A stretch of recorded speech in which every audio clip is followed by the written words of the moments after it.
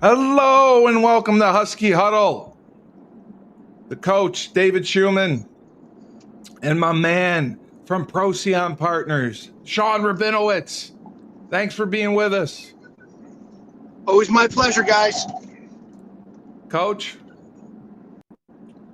What's your question? I'm waiting for the news, dude. I'm waiting for your freaking news. So I was on the UConn roster, and if you go on there, there's some players. Let's see. Joe Figiano's one of them. Evers is one of them. They have their Instagram, Twitter, and a dollar sign.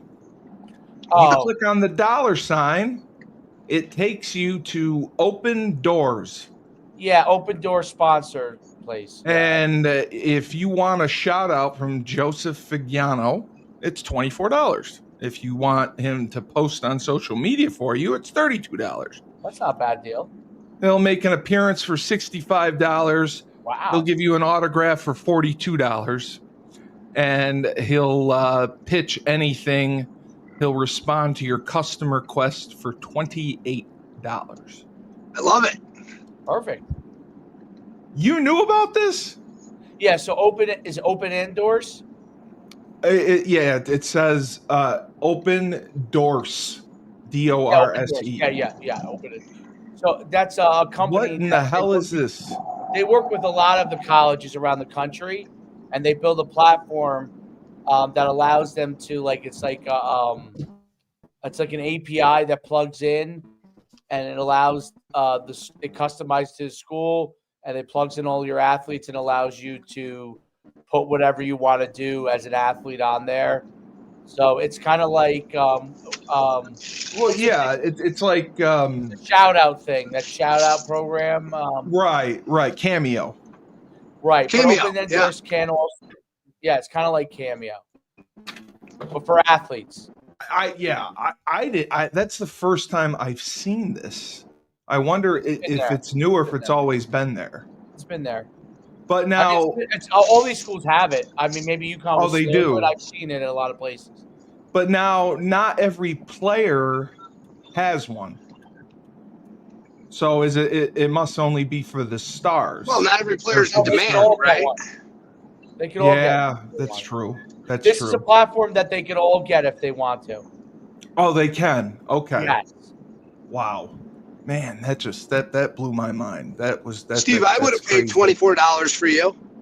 I know you would have, Sean. Sean would have paid $24. Sean, I would have just taken a night at Nickel Night. There you go. I probably. Is that the news you have? Yes. I just blows my mind. I didn't know that they were doing that. Yeah, of course. All these of course, I can't believe you knew that. Of course, I know this stuff. Okay. You're the smartest man. You have to do a lot more Husky talks than I do podcasts, so you're busy. Yeah, right. I'm still doing I just ran a showcase for 6th, 7th, 8th, 9th graders. Okay. Yes. So I'm going back to my roots on some of this stuff, but dropping an age level lower, and it was unbelievable. 100 kids there. It was great, and the kids did a great job. It was a great showcase. But it's interesting because recruiting has changed so much in that, and we talked about in the pre-show, that high school kids have a hard time getting recruited because of the fact that transfer portal and they can take older guys. JUCO, I guess now doesn't count. Whatever the nonsense is, you can be 70 years old and still playing. I mean, I might have a year of eligibility. One might have eligibility. I might have eligibility. So I mean, I have to change positions. I have to change the center, but from a linebacker. But it's definitely it's changed recruiting. So what people are trying to do is showcases now at the younger level is more about who are the better kids in the grade. It's not necessarily about getting an offer, anymore. It's more about who are the best kids in the grade as they progress through, like basketball. In the class, you're saying. Right. So basketball, which is really at the extreme, like at 10 years old, they rank basketball players. Okay. Yes, you didn't know that? It's crazy. 10 years old? 10 years old, they rank girls and guys basketball players. Yes. So now basketball is different because there's not as many of them. Right. There's less variability in the guys that become the best because of height and other things. So they know about basically the best 100 basketball players within a kind of 5% error rate. The best 100 basketball players at the time they're 16 years old are more than likely the best basketball players when you get to the time that they're going to be drafted, within like a 5 to 10% error rate, where you might have 5 to 10 kids that emerge later on, those kind of things. But for the most part, they know this, okay? And like we talked about before, they probably, if there's a kid that's a great basketball player and he's 12, and the father stands next to them and he's 6'9", and the mother's 6 feet, they're like, well, yeah, we could probably project that this kid's already good and he's already taller than everybody. He's going to keep getting taller. You know what I mean? So most famously in basketball, there's a kid. He's now in the creator league. You know, that whole, I don't know if you've seen this stuff. It's called like all these creators on social media. They have like a basketball league. And they have all these different challenges they do. Well, there's a kid, Julian Newman, who was like a youth phenom, but his parents were very small. He never got more than like 5'5", 5'6". And he wasn't like Muggsy Bogues was at 5'5". Right. He was incredibly quick. I mean, he was a dominant player when he was young. He went to like a low-level college, kind of flamed out. But as a young kid, he was great. But they knew he wasn't going to be a top player when he was 16. He wasn't ranked in the top things. He was like a media, YouTube star and all that stuff. But he wasn't ranked, right? Because they knew height-wise, it was very unlikely he was going to get to be what he was. And unless you're Muggsy Bogues at a certain height, Muggsy Bogues, most famously in the great book by Jim Valvano. I don't know if you ever read that book with Jim Val. You read that book? Mm-mm. Jim Valvano I don't wrote read. a book. Oh, it was about when they won the national championship back in the. I heard about it. Yes. So the team that the whole team feared playing, and he was on Wake Forest team, was Muggsy Bogues. He was only 5'4" or whatever, but he was so quick, so athletic, and what's that? He was that old, Muggsy Bogues? Yeah, Muggsy Bogues is probably older than me. Jim Valvano's team won what, in '83? It was in the early 80s. Yeah. Wow, I didn't know Muggsy Bogues was that old. Okay. That makes sense. Yeah, I think that tracks. Bogues, he is Muggsy Bogues is now 60 years old. Oh, okay. Wow. There you go. So Muggsy obviously and Spud Webb, those were obviously anomalies. But I think you very rarely see those anomalies anymore, because now at 6 feet, those guys are as quick as those guys were. Back then, guys didn't lift and do as much agility and all that kind of stuff. So a taller guy, a regular sized guy, had a hard time handling a guy like that, especially a guy that was naturally rocked up like Muggsy Bogues was and all that stuff. And the conditioning he was. But anyway, the point is that they know this. And in football, there's a much bigger variable rate. I don't know what the variable rate is, but it's much larger. But they're still trying to identify who their best players in each class as they're going through. So it helps in recruiting, because what's happening is some fall off, some continue to develop, some come in new. But having that information early helps them get eyes on who they want to continue to follow, which has changed, because when I first started showcases back in the early I guess it was 2005 was the first one, but when it really got big was like 2008, 9, 10. Yes. Freshmen, sophomores were getting offers early, but those were able to stick because transfer portal wasn't a big deal. No, so now they don't stick. They don't stick in the same way that they did before.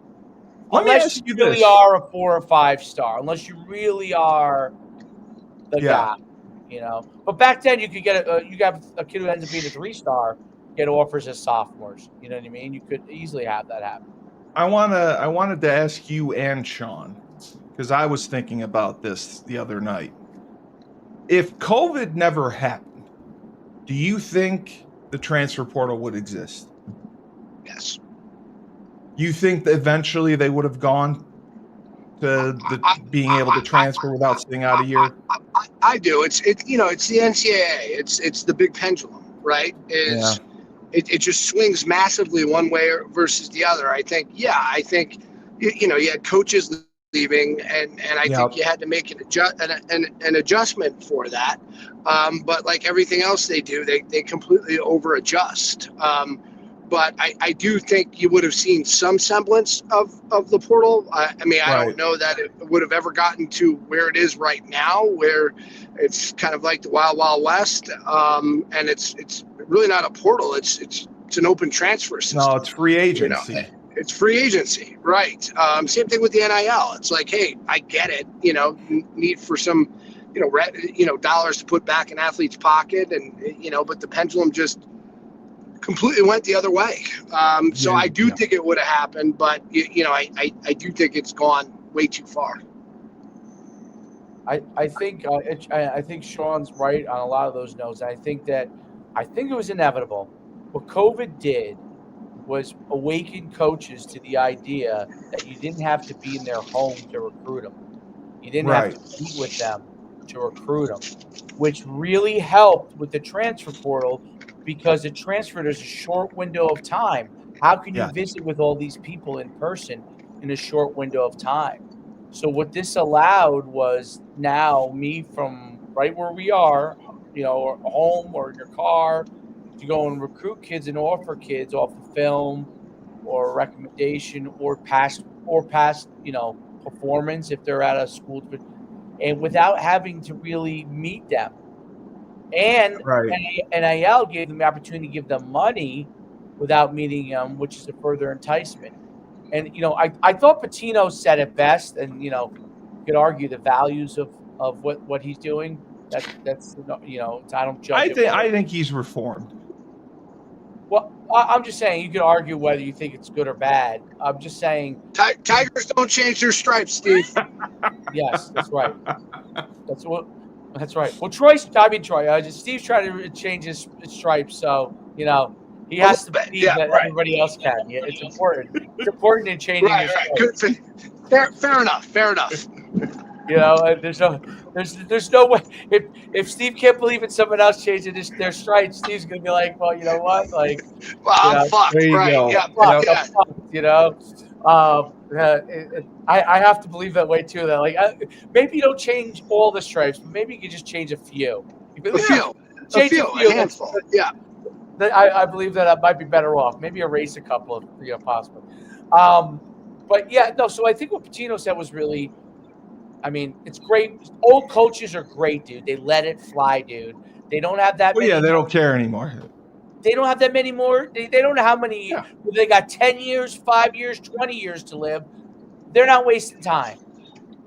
And what's great about it's funny. It's almost the opposite of the way. If an older coach likes being in the game and staying in it, like a Pitino or an REM, they like being in it. It's great because they're not going to give a shit, and they're going to give you the roadmap of how it can actually be done because they know they don't have much time, right? So when he said that, I just thought, yep, he just said what every coach is already thinking and doing. He just said it because he doesn't have time to argue with you the moral value of whether it's right or wrong. Whereas a younger coach will still want to feel like I'm representing a certain level of morality that, I'm going to do both. And this isn't, right for the kids. Guys at 70 years old, like the morality is not going to keep you your job either. And if you did fire him, do you think he gives a shit? You know how many times he's already been fired? Yeah. Come on. Those guys don't care. He's a Hall of Fame coach. So when he says he's not going to recruit a high school kid because he needs to replace a kid with the same ability, which you can only get in college. That's what he said. Yep. When he said that he took the kid from Seton Hall, who was Shaheen Holloway's top recruit, when he took him away, he said It was just money. I didn't do anything great. I had more money than Shaheen did. Yeah. Money It's not talk. the kid didn't like me more than Shaheen. You know? He had a deeper pocket. Yeah. So like when guys like that say that stuff, you got to pay attention because you got to understand that he's living in the world he's in. That's it. Yeah. He lives in the world he's in. He's not trying to, at this point of his life, say, how can I revamp the system? Nick Saban said it in a different way. Nick Saban said, I don't see myself from a moral and ethical standard, even though he's probably dropping bags off in people's houses. Maybe not him, but his buddy. Okay.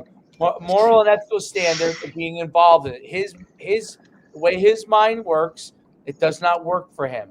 He's telling you something when he retires. He's telling you now. Nick Saban, know the history of Nick Saban. What does he really kind of believe? He believes all the things he says. Okay, it doesn't mean he actually does all the things, but he absolutely believes it all. No doubt in my mind. No, I agree. I think that's why he left.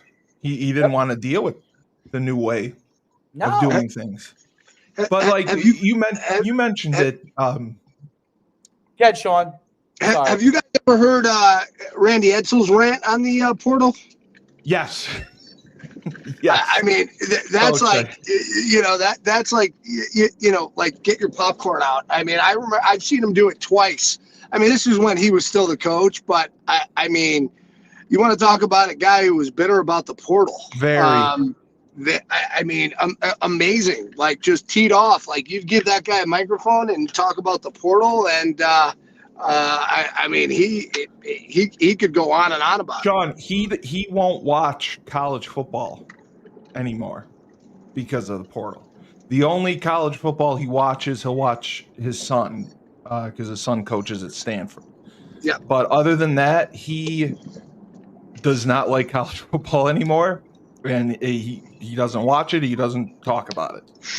He thinks the transfer portal. I mean, killed the college game. Which he said that. I've heard him. I heard him say it at two UConn coaching events. Is that not just college football? He said it's killed all college sports. Yes. Yep. He firmly believes it, and it's just I don't think he knew how to compete. Well, I don't think he knew how to. I agree with you. If I could interject, here's what I do believe is the truth of all of this. Okay, what Randy says is 100% true. The issue is that people who are in football, guys who played in college, coached in college, or even coached in high school, okay, are in the football game, have this nostalgic view of football. Yeah. That the casual fan, the person who gambles, doesn't give two shits about any of this. They don't. They care about who are the good players that are on the. If you gave a kid $1 million, they now know his name. Great, I'll watch him on TV. Because if you think about your friends who are not involved in sports per se, like, I mean, they might even be involved in slightly, but not involved in the heavier aspect of sports, where there's like this nostalgic moral value that you kind of place in what you came up in. They don't have this. The casual fan likes college football more than ever. They do. The ratings are through the roof. The attendance is through the roof. Absolutely. So it's the casual fan. And the casual fan, by the way, extends to children. Okay. Yep. 100%. My kid knows the kids who are the most paid in college. Yeah. Wow. And he's he's an athlete. Yeah, they're all over YouTube. Yep, absolutely. They want to. My son's favorite, and this is going to sound crazy. I couldn't believe it because we were at somewhere, and a guy said to my son, "Who's your favorite college football team?" And he said, "Colorado." Colorado. Of course he did. I know it. Well, Sean, Colorado, wouldn't you say he Dion would cry at night if I didn't want to watch a Colorado game? The best job because it's all branding now. He's It's done all the branding. best It's all job. it's all marketing genius. Whether you like him or not. Yes. Branding and marketing is he's done a fantastic job, and you don't have to like the sound bites, but they're played over and over again, right? And if you're a guy who wants to be noticed, the reality is, if every night they're talking about Colorado and Deion, whether better or worse, you want that attention. I can't speak to what the culture of his program is like. I don't know that we know truly what it's like, but I without a doubt think that he is a marketing and branding genius. Yeah, he's polarizing. Think about this. Okay, go. No, if you look at Colorado before he was there and since he's been there, nobody watched Colorado. Nobody cared about Colorado. Now everyone loves Colorado because he put him on the map. Arian Hagen and Eric Bieniemy. Has anyone watched Colorado? Yep. Or maybe I guess Cordell Stewart was pretty good for a while too. But the interesting thing is, though, about Deion is, and I don't know, maybe this is just the HBSU. He didn't get that attention when he was there. I mean, he did, but not. And you think that's just because it's? Oh, when he was at Jackson State. When he was at Jackson State. He got more games televised than in the history of the school when he went to Jackson State. John, this will make you laugh because and you have kids, so you know this. Okay. I obviously know, and you know who Jackson State is, and then we go to HB. When Deion went to Jackson State, I'm not kidding. At the time, my son was probably 6. Now he's 9. When Jackson State would be on some, ESPN 3 or whatever, I'm telling you, he'd be like, put on Jackson State. I mean, that's why I was the same way. I wanted to watch it. Be like, put on Jackson State. Jackson State would be playing Tennessee Tech. Like, I didn't know one player, not Tennessee Tech, Tennessee, maybe it was Tennessee Tech as HBCU. One of these teams. Or right? Howard. And I wouldn't know one player other than Deion's kids and Travis Hunt. I didn't know one player, right? My kid would be like, did you, like some running back they had. One of them went with him to Colorado. I can't remember. Well, the majority of the team went to Colorado with him. He knew them when they went to Colorado. The ones that went to Colorado, he knew them. He's like, yeah, he was running back at Jackson State. I'm like, he was? I'm like, I didn't know that. I didn't even know. But how does a guy like Travis Hunter? But how does a guy like Travis Hunter? Right, but like, how does he get a guy like? Because Travis Hunter was at Jackson State, right? Yes. He was the number 1 recruit in the country. He was committed to Florida State. Yep. Deion flipped him on signing day. Okay, so it wasn't like he was like undervalued at Jackson State. This was his coming out party was at Colorado, not really at Jackson State. Got it. He flipped him, which was unheard of. Nobody decommits from Florida State to go to Jackson State. He flipped him on signing day, and everyone was up in arms about it because he got the money to do it. Now, the other thing Deion did that was actually really good, he spent $1 million of his own money to build a facility at Jackson State. That was great what he did there. Yes. That was great. Because they had probably the worst facilities in the country. They barely had uniforms, and just by him being there, they got great deals from Nike and everyone else, sponsors, and he completely transformed that. Yeah, you're right. You're right. Listen, it's not because Deion was a great player. Like Deion, obviously, was a Hall of Fame great player and all. Yeah, he was a high school coach before he went there. You know why Deion had a different level of cachet? Because he was always on TV as a media personality. Yes. So yes, everyone knew him as a great player, but he was a media personality that helped tremendously with getting the people. So like when you see some of these other pros want to do it, like it's not like there were these mega. Deion was also a big media personality. Oh. in the same way that if Charles Barkley or Shaq wanted to go take over a college, a basketball program and build it up, they could do it too. Not because they were great players, because they were great players. Because they're in the media. They're in the media. The kids today not just know them as great players, they know them as now people because they see them on TV. So that's the biggest part, and that's changed dramatically. And I'll use this even on the UConn side. Last year when Caitlin Clark was this older age, my son's favorite player is Paige Beckers on the women's side, right? Right. So, I was always a big fan of Caitlin Clark. My son did not like Caitlin Clark because he was all in on Paige Beckers. Okay, all in, dude. He's all in on Paige Beckers. Still, it's like, he's all in on Paige Beckers, right? Paige Beckers is on social media. Yeah. Okay. Caitlin Clark became famous, obviously, because she shoots the lights out and all that kind of stuff. So an older guy like myself was probably more enjoying what Caitlin did. Kids like my son and younger kids and younger teenagers are big fans of Paige Beckers too, because of her on the media side. The thing that you make fun of from time to time, right? They see her on the media side. Sean, who does your son like? So let me ask you something, Coach. So play that forward, right? So I think Jim Moore is doing as great of a job as he could, selling what he is.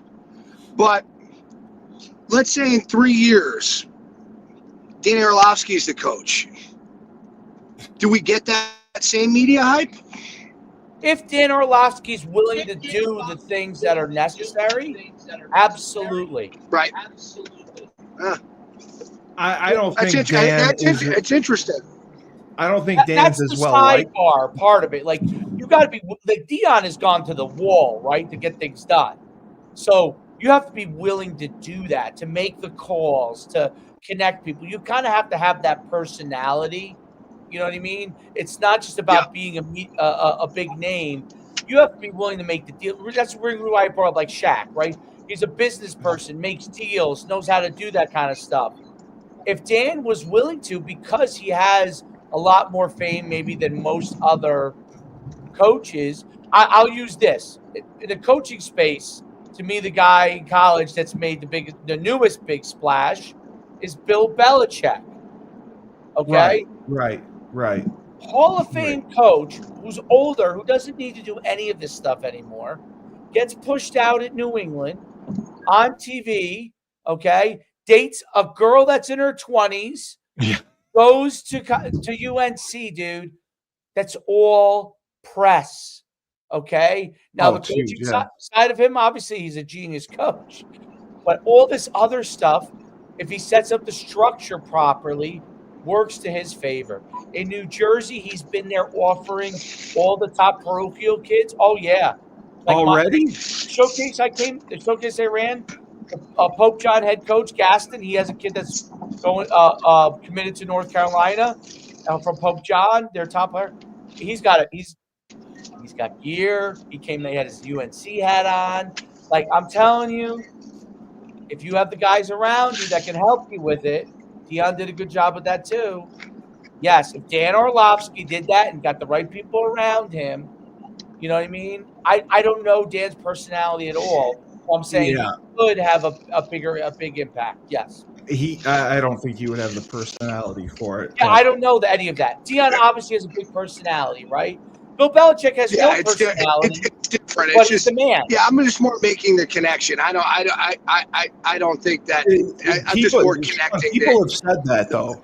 I think it's a valid point, Sean. People have said that Dan would be next in line if he wanted it.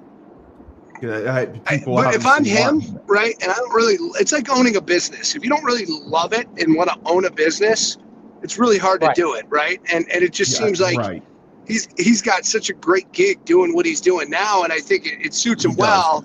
I mean, it's just, but I do understand that whole like, if you have that power of the media, you can really use it to your advantage.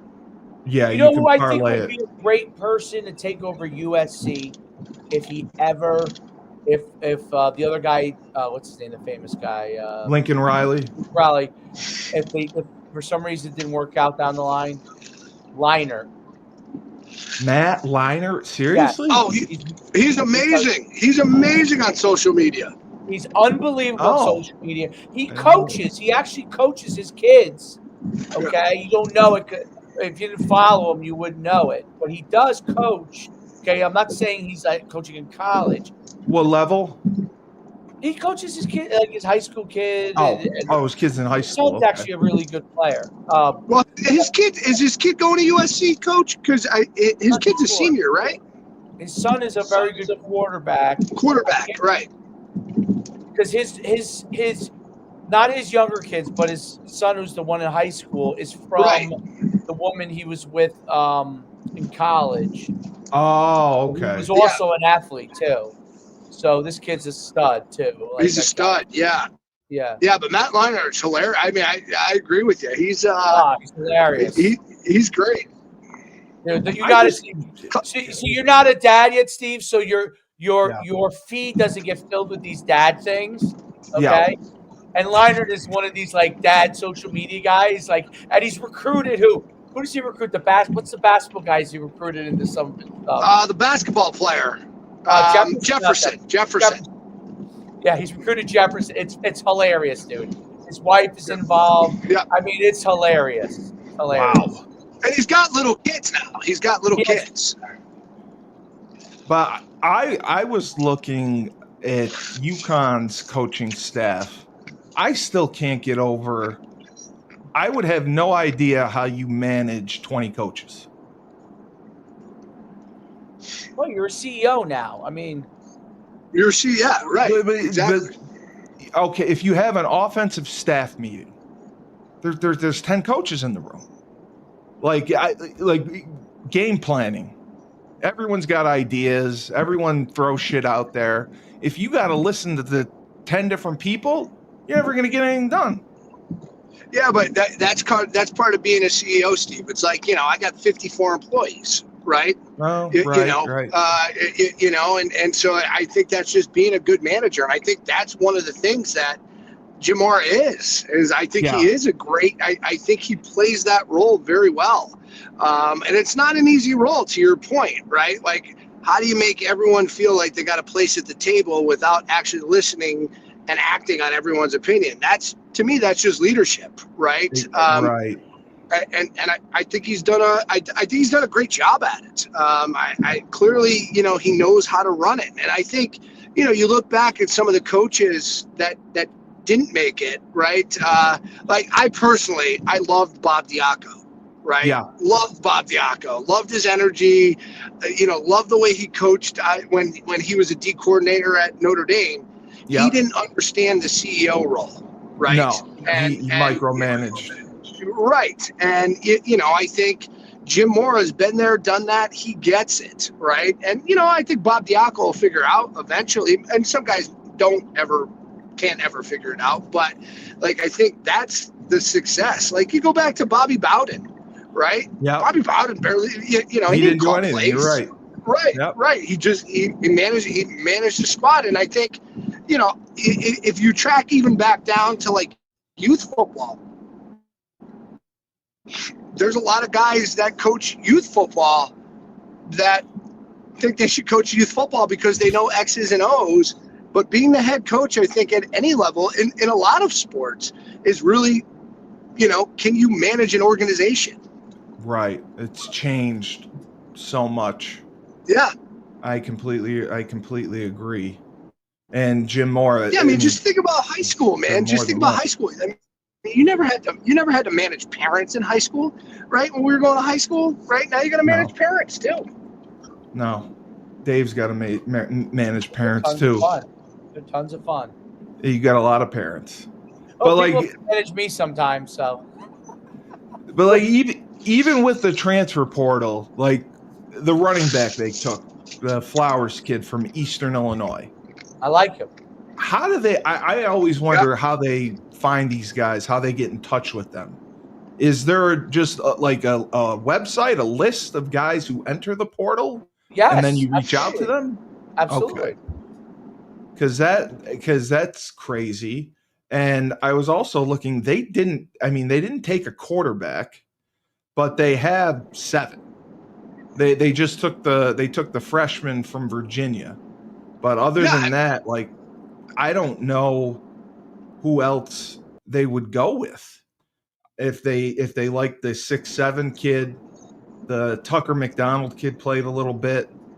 That's a little scary if Evers doesn't develop or get any better, because he's got 2 years left.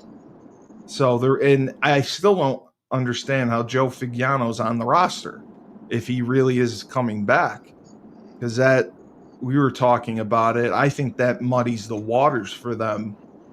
What do you do when they're not paying him, but they're paying Evers? So do you have to play Evers by default again because he's making the most money, or you play Joe who? Well, but I mean, is Joe Fignano, like, look, I think he came in and did a great job. Is someone else giving him a bag of cash somewhere else? I'm not sure. No. I'm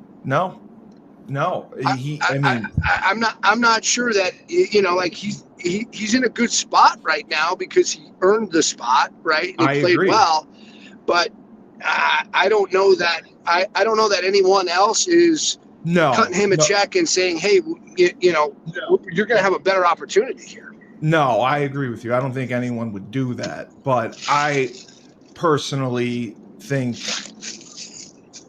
if you have 2 quarterbacks, you don't have any, and the last thing they need is a quarterback controversy. And I think he did enough to warrant at least going into spring practice as the starter. He's shown he can win games. Now, his stats aren't anything remarkable, but he won't lose you games. That's the biggest thing. I just think they would have to tailor the offense a little bit more around him. Don't you think that, Dave? Because he's not the runner that Evers is.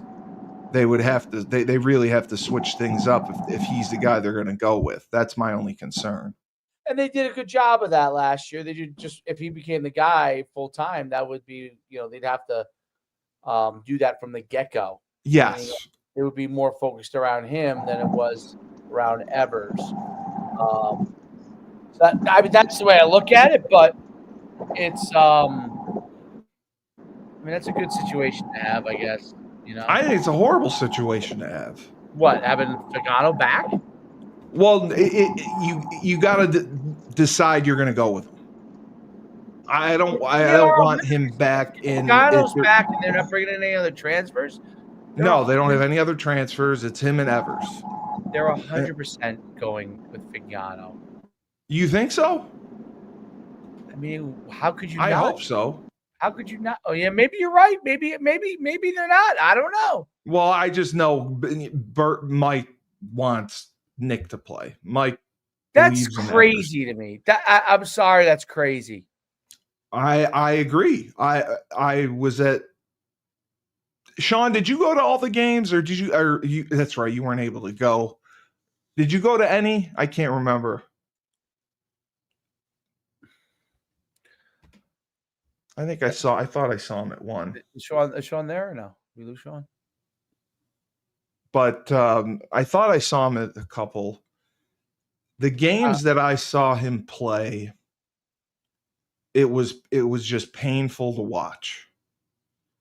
And I mean, it says he played in 9 games. I'm pretty sure he started 7, I think. But 5 touchdowns to 5 interceptions, 918 yards. That's just, ugh. And I mean, Figiano, yeah, he had 20 touchdowns to 4 interceptions, but 6 of those touchdowns came against Merrimack.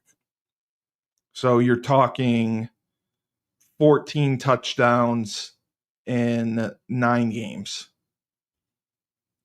That's not, and he only averaged 163 yards passing a game.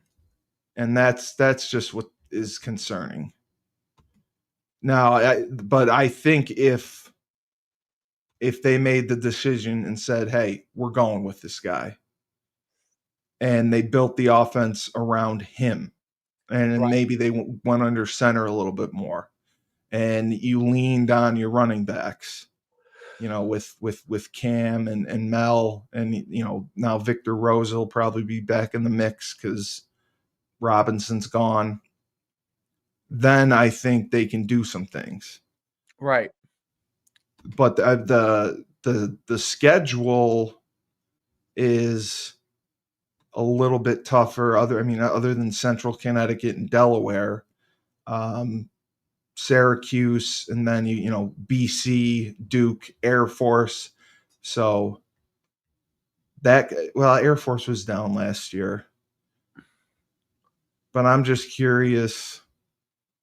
If they can get to 8 wins, that's gotta get them into a conference. Right. Because I can't see them surviving another couple years like this without getting into a conference. Even freaking UMass joined the MAC. And then defensively, the defense is outstanding, but they losing their top players. But we watch some of the guys coming in. I do like the D linemen they brought in in the portal. I thought that they got some very good value there. But you really don't think Jaden McDonald will get drafted with he had 125 tackles, 10 TFLs, 3.5 sacks. You don't think that's good enough to get drafted? Or it's just his size? That don't mean anything. Right, I got it. It's size and ability. The other linebacker I liked too was the Tua Brown. Hey, Yeah. I don't know if Sean. Oh, there you are. Hey, Sean, I forgot. Were you able to go to a couple games this year? I wasn't. No, but Right. Oh no, right. we went to one game. Who did we go see? We saw the Temple game. Temple game was awesome. Right. That was right. where Yeah.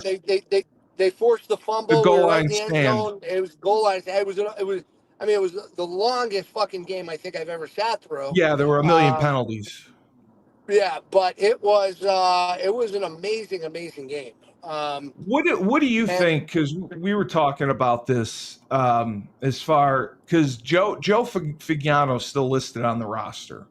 If he's coming back, and you still have Nick Evers, and you're paying Nick Evers, do you go with Joe? Do you think he did enough to warrant at least going into the spring starting, or do you just go with Evers because he was your guy?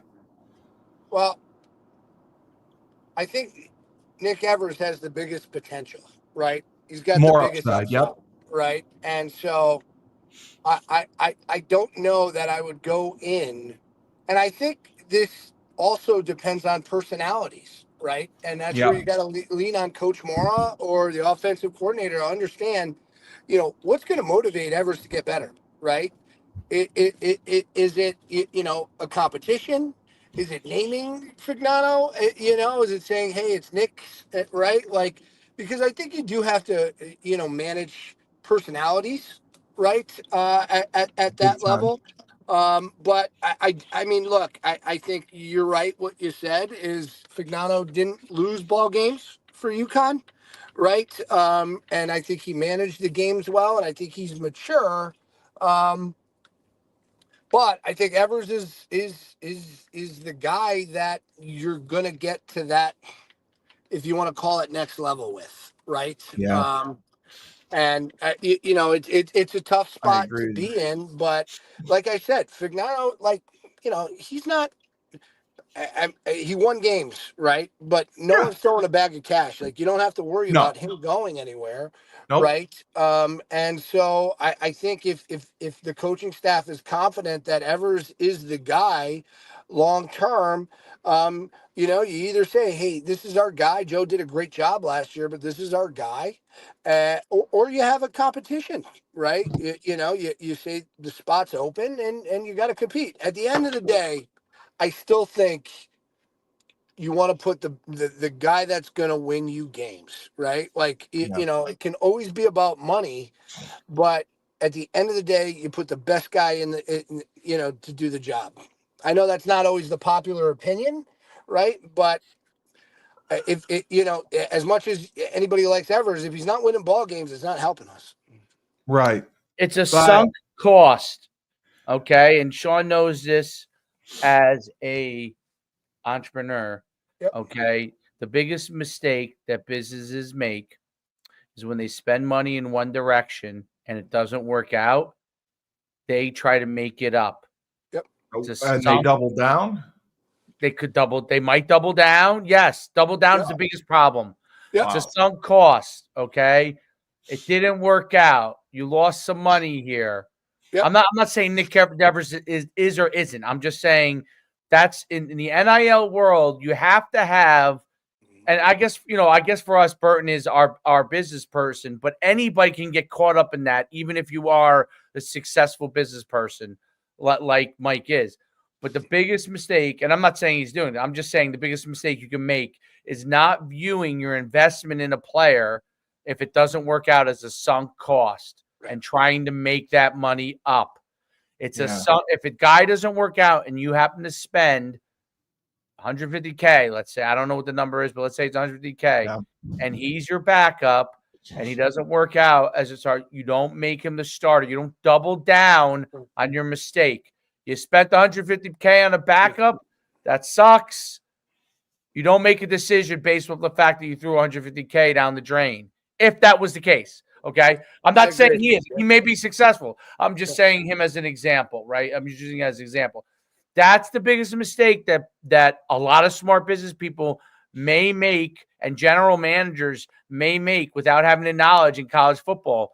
I paid this one guy. He didn't do as good as I thought he should. I don't want to pay the next guy. Like, you can't get caught in that. Once you pay a guy, you pay the guy. Yep. It's like employees, right? It's like employees. It's like if you overpaid for someone, you overpaid for someone. Either you get, and like college is a little different. You can't fire someone, but either you fire them or you just you got to swallow. You got to swallow it. You got to eat it. You got to eat it. It's a sunk cost. Hey guys, I always love catching up with you, but I have to. I got to pull over and take a piss. And then I got another call at 1:00. So always good being on with you. You guys have a great show. Thank you, Sean. You're the man. Catch you later. All right. Bye. Take care. Bye. I love Sean. He's great. Isn't he great? He's great. So is he the same grade as you? Yes. Okay. Yeah. We used to party. He was a rugby player. He played football. I think he played football for a year. Okay. And then he went to rugby. Got it. But no, he's great. He's great. But he's frustrated as well with the NIL system, just because that we have, or NIL system as a whole. UConn, because it's not streamlined as far as with the donation process. You know, because he donates to the School of Business, and you know he always tries to donate to athletics, but it's like too much. It's like I got to donate to this, then this, then this. He's like, I wish, you know, the one centralized donation and you can direct it to where you want it to go, instead of just having to donate to the School of Business, having to donate to the foundation, having to donate to NIL.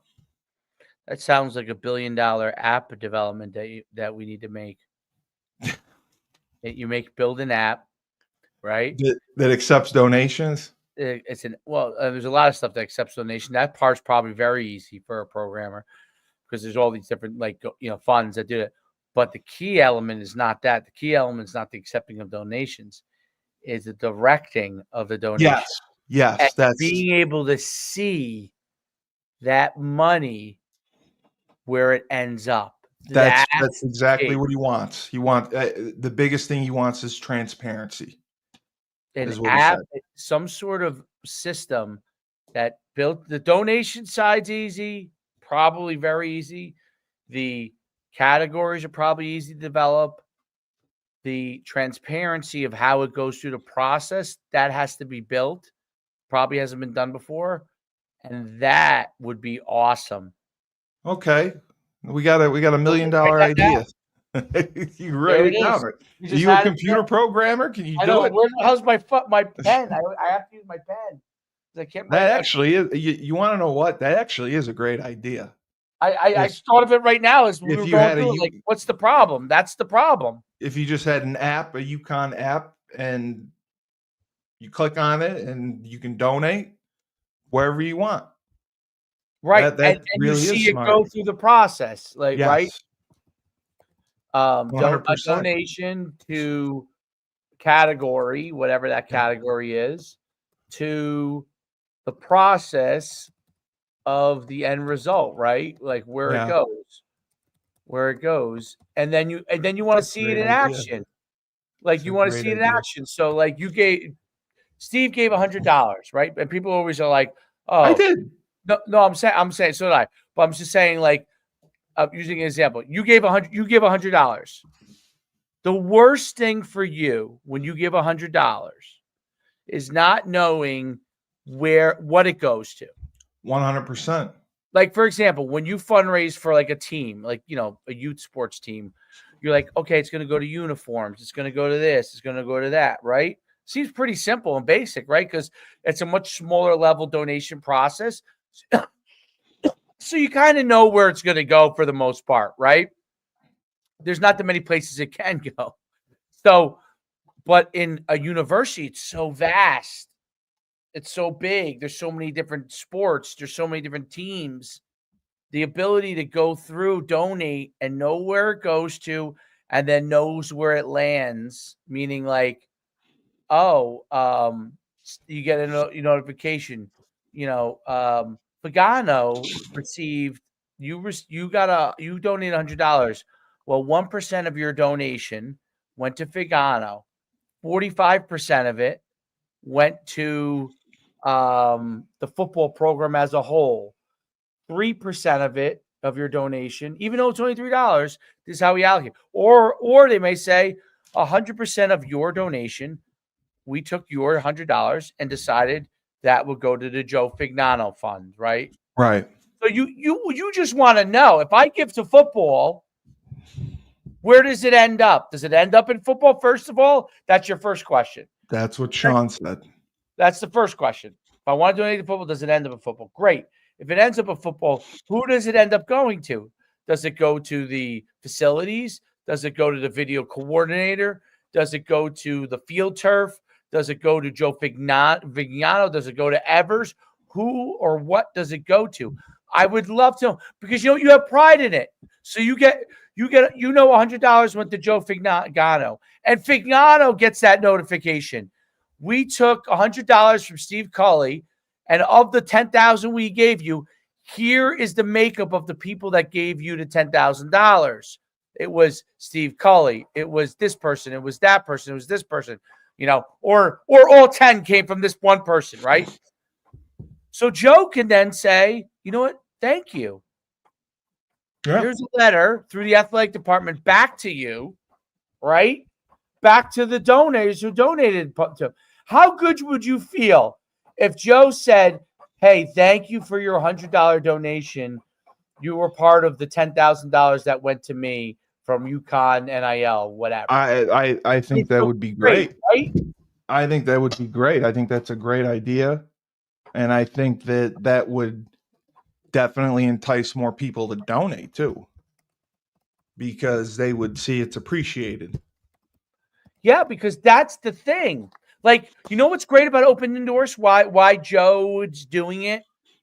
Someone gives $45 to Joe, okay, for a video. Joe does a video. Person gets it for $45. It's a direct interaction. Joe says to himself, Joe's basically, hey, how you doing? And Joe will probably write a quick email, or they might have a form email, but that goes to that person, says, thanks so much for your donation. I enjoyed doing the video for you. That's So what Open Indoors does. You knew that had been going on? Like, this Yes. isn't anything new. Yeah, because they do it they do it now because of NIL. everyone. They used to do it for any creators. They used to do it for companies, but they were smart and they expanded it to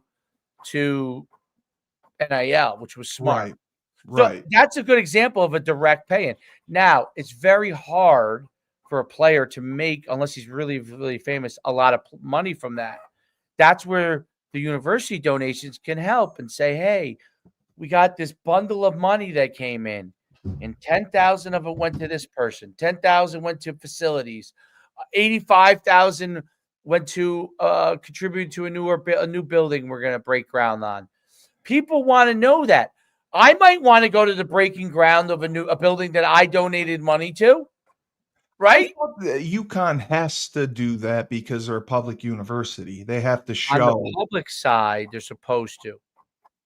Okay. You donate to the foundation. That's why the foundation side wants to control the money. That's why they tried to streamline it through the foundation. They feel like they can do a better job of that, right? The NIL group says, no, give or is more interested in them getting money, and we'll distribute it how we feel best. Okay. But I still wonder because I've donated to Store Central. If I donate to Store Central, does that go to the foundation? Who knows what it goes to? You don't know. Because I thought that's what he said. You're banned, so you can't find out anyway. Well, because that's true. It says I'm banned. I'm banned from signing in. I can still donate, but I'm banned from my membership. I posted our shows on a couple of the UConn Facebook groups, and they really liked it. Our shows. There's a UConn football fan page. There's 2 of them that I posted in, and then I posted in 2 of the UConn basketball pages, and they obviously love it because Joe's on there and Maria. But that's the content that I think that's what I really think that we're missing on the website. I think that if they had more content like that, it would make a difference. No doubt. And that's what's disappointing, because you go on UConn Plus and it's just, I mean, it's not a lot. I mean, they do just some shows following the team, but if you look at the other schools, they have coverage, and that's the biggest thing. Like, football doesn't have coverage. There's not a lot of even media overall covering it, in the sense, even the newspaper. I mean, you got to pay for the Current. The Post does a little bit, the Register a little bit. It doesn't generate the coverage that would really help it grow. And that's I think, yeah. No, that's why I think it is missing, and that's what hopefully Kevin gets this done so we can help them, because I think that also will help with recruiting. It'll help with recruiting. It'll help with donations. Yeah, you're right. I think because there's nothing out there. I mean, you need visibility. They're getting a good amount of donations, from my understanding. So I mean, especially obviously basketball side, but football is doing decently well. But I think that it's just a competition of what you need versus what we have. It's not that we're not getting money. It's that there's so much money needed. It's not comparable. Like it's not comparable to the upper, like anything in the Power 5. Absolutely. I don't That's know the issue. It's not the issue that we aren't doing. So when on the inside people say, "Hey, we're doing great, we're fundraising great," we are. It's not that we're not fundraising well. It's that at the extreme ends of success, right? Where does all success happen? At the extremes, right? Where does all greatness happen? It's at the extremes. Bad things, crazy things happen also at the low extremes too, right? Serial killers, you know what I mean? Like those things. The extremes is where these things happen. So if you want to be at the extreme end of the positive side of it, right? Being at the extreme level of success and fundraising, we're not at that, right? That's the issue. So in order to compete with the extremes, the very best, we're not there. Now, it's not probably from resources. It could be from our overall program or how it is, but that's a difficult part. Listen, I would venture, this is me, I could be wrong. I know, see, Paige has a lot of success financially, not because of anything that UConn does. No. People make money directly, right?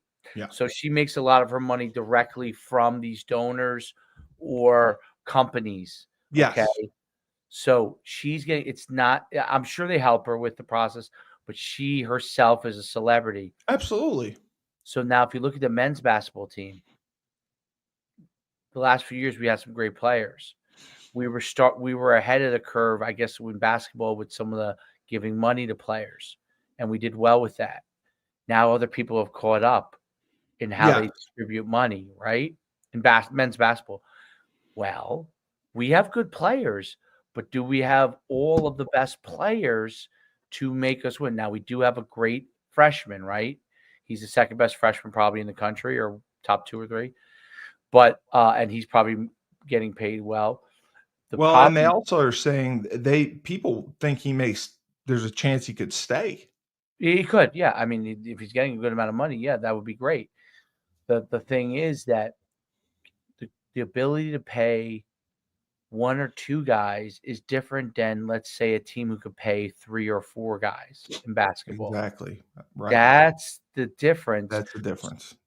That's the difference. And that could be, I'm not saying it is because I don't know. I'm not there. But I'm saying that could be the difference between us being as good as we were and not maybe some other teams catching up very quickly, like St. John's. St. John's is the example. In a year. Yeah. In a year. 100%. Right? They were behind the curve. Now they've caught up. Now we can catch up. Okay. It's a matter of how we do it. And that's what Sean is probably frustrated with. Well, his other frustration is if you donate, he believes there should be some reward, incentive to do so. He's like, okay, you donate, like, what do I get for this? Right. Like he would love, to sit in a box, or, he just wants to. Where does your donation go? Right. That's the other backside of it too. The perks. You just that's built what he said. Gap. So the two sides of it is, where does the money go? And what are the perks for me giving this money? What are the perks? That's exactly what he said. I get. Troy? Oh, okay. So he's staying with me? Dog? All right, buddy, you're with me. So the perks that you get, and I think that's a big deal too, right? So that's his biggest gripe, other than having to donate to different entities. He feels like there's no incentive. Like I don't get anything in return from this. Like it may be free tickets to a game, maybe something like that. He gets nothing currently right now, and he donates a good amount of money. Right? He donates a ton of money. Yeah, well, there you go. That's his gripe. It's like, I donate. Like what am I getting? I mean, listen. Give me tickets. You want to know what this app is? Go. You ever been? You have the Dunkin' Donuts app? Yeah. Okay. Copy the Dunkin' Donuts app and replace it with UConn. And then just put the different sports or sports schools. and donations. And yes, right. And that's you want those perks and the points, and this is what you get for your perks. And I mean, that's what you're building. That's a great idea. I mean, that's my favorite app as far as it gets. Well, I like Starbucks too. Starbucks, I'm sure they do. I don't use their app that much. That's right. But you think about your favorite apps that you get, like you give money to for something. You get points. You get rewards. Yep. Rewards. And then you get a communication from them on it, right?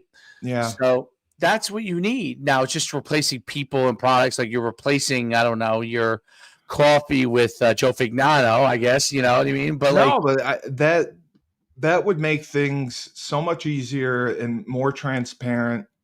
And I think people would like that.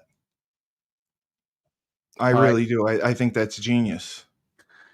Maybe now we go and we take this. I don't know a program, so I'm gonna put. You know anyone who builds apps?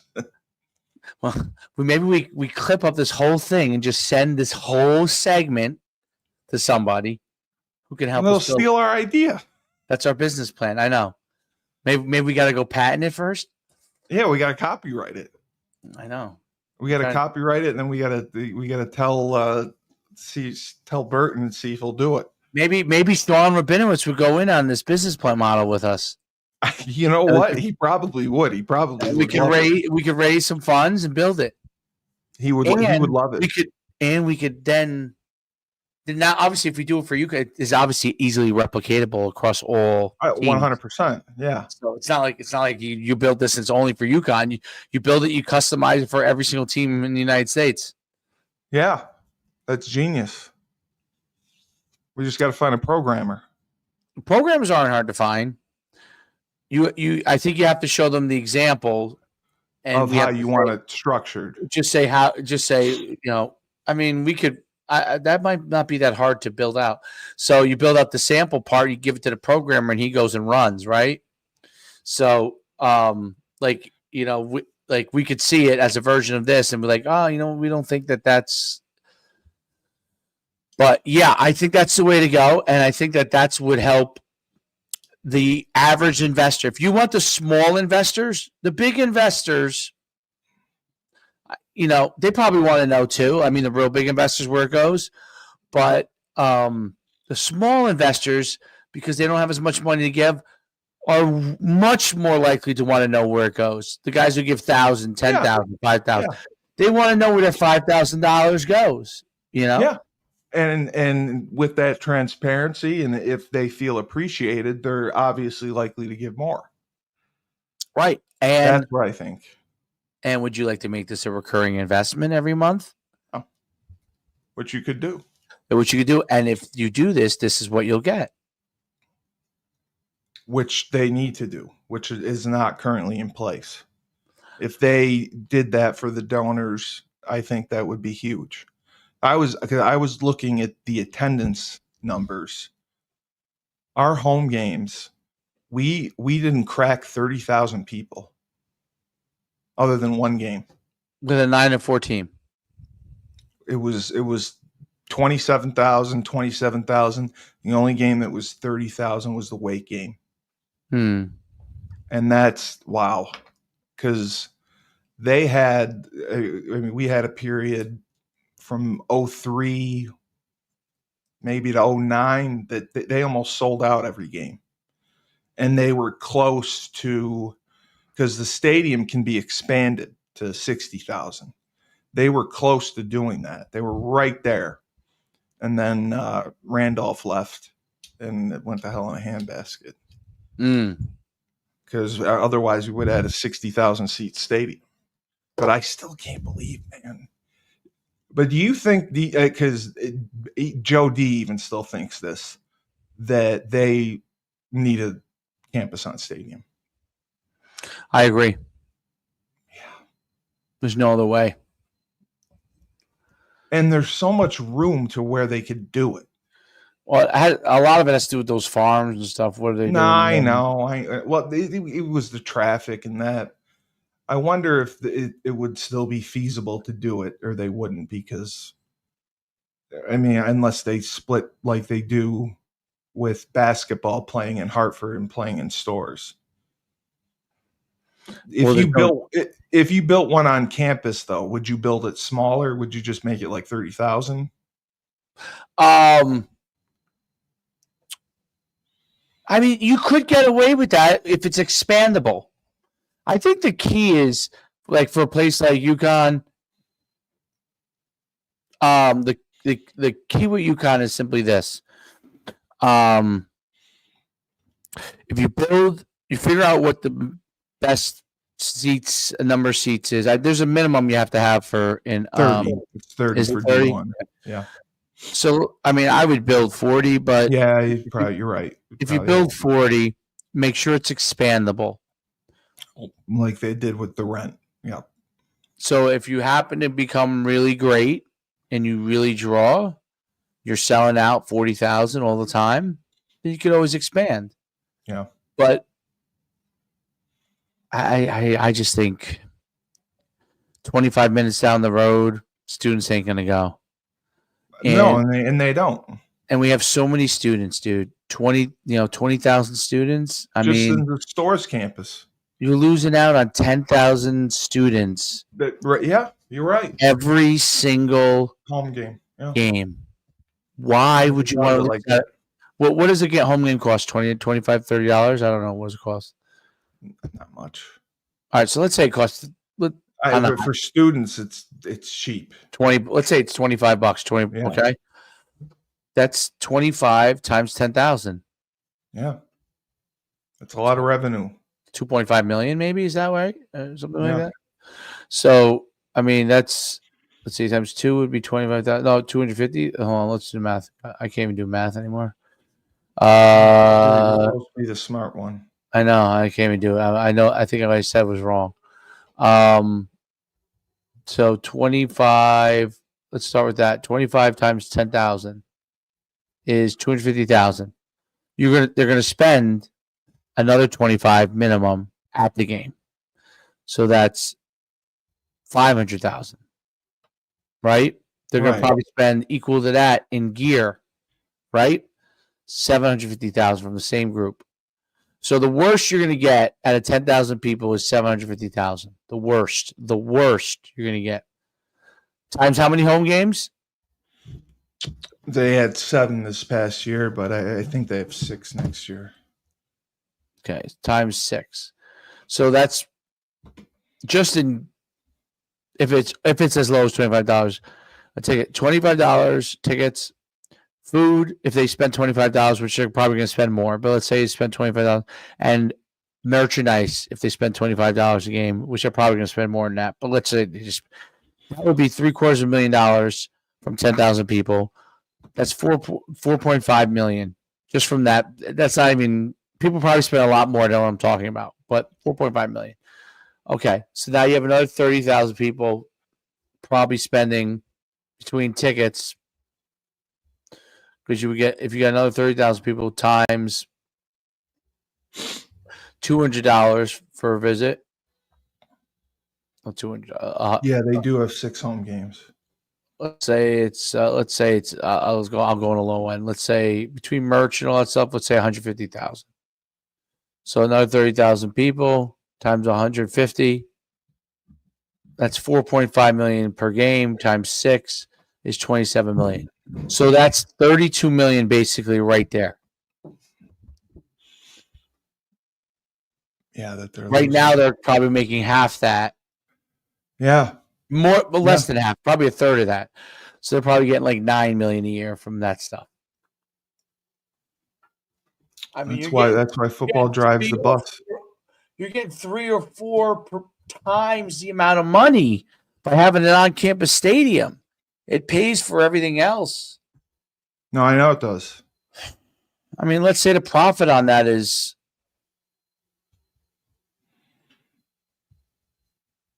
let's say it's 30%.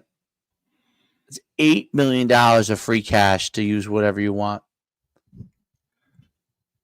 And I'm probably on the low end. I'm probably on the low end of what I'm guesstimating. It's probably 2 times the size, probably 15 to 20 million free cash, maybe more. Man. That's with only 40,000. If you start to get really good and you're packing the house, you get to 60,000 or 70. I mean, listen, Tennessee, 110,000 every game. Okay. 110, 123 times, let's say each person's paying $200 per person at a game. That's 22 million times 6. 132. That's $132 million. That's why they have so much money. Yeah. So we're not. Listen, that's five times what we get in the new model. Yeah. In the old model, it's like 120 times what we make. Yeah. I mean, that's scary. That's scary, dude. How can you compete on the field if you have nowhere near the money the other group has? Nowhere. You don't have a fraction. You don't have a fraction of it. It's just impossible. It is. That's actually a miracle what he's done. Well, we're in this lower level technically, not even though it's still FBS. Well, I mean, we're playing MAC schools and Sunbelt schools. Playing people like us. But when Randy was there, we didn't. We were playing Michigan and Tennessee. Well, that's the point of look. He's doing a great job. We had a chance to beat Duke. We had a chance to beat. We had a chance to beat Wake, Syracuse, and Wake, and they're probably. I was at the Syracuse game. Yeah. No, I mean, I don't think Wake has a huge attendance. No.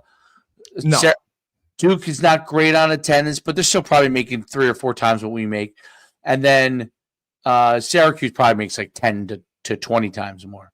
Well, but Syracuse has been down too, so they still have a bigger alumni base because of the years of success, right? Yeah, no, they do.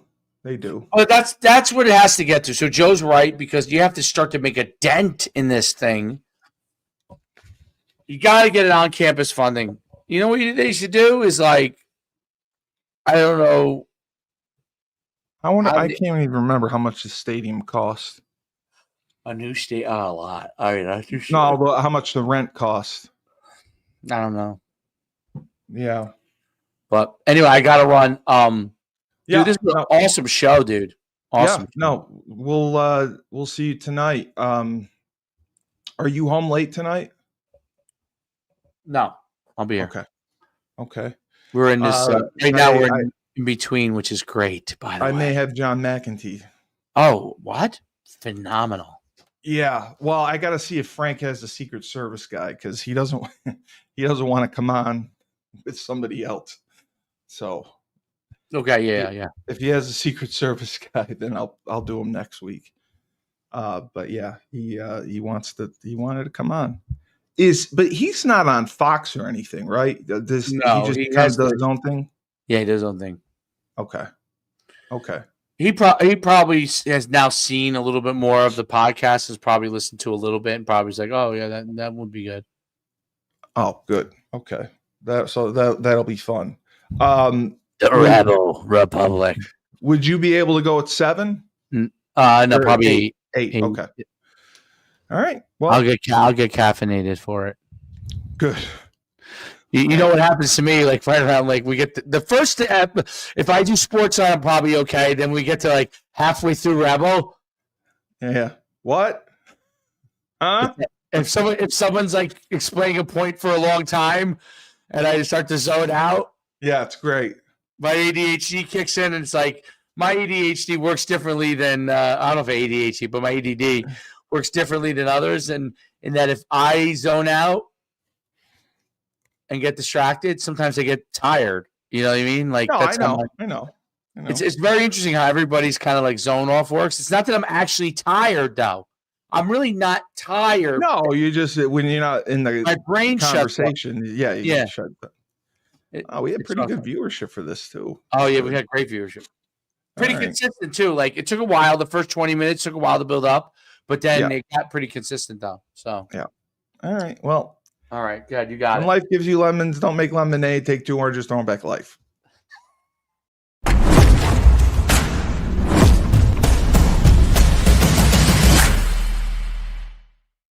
You're getting good. I can't get.